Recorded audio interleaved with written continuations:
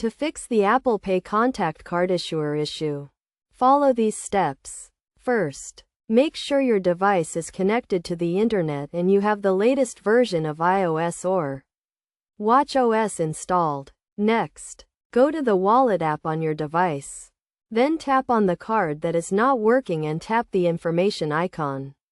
Scroll down and tap on the Contact Issuer option. This will direct you to the card issuer's website or customer support number where you can report the issue and get help. If you cannot find the Contact Issuer option, you can try removing and re-adding the card to the Wallet app. To do this, go to the Wallet app, tap on the card, then tap on the information icon and scroll down to the Remove Card option.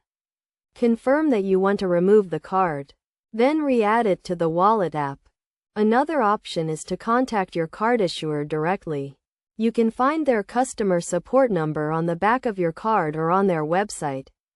Let them know that you are having trouble with Apple Pay and they will guide you through the process of resolving the issue.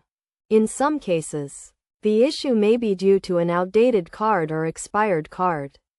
Check with your card issuer to see if your card is still valid and if it needs to be updated.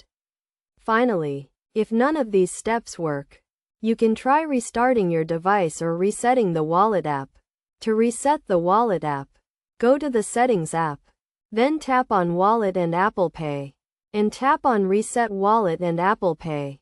By following these steps, you should be able to fix the Apple Pay contact card issuer issue and use Apple Pay without any problems. Remember to always keep your device and card information up to date to avoid any issues with Apple Pay.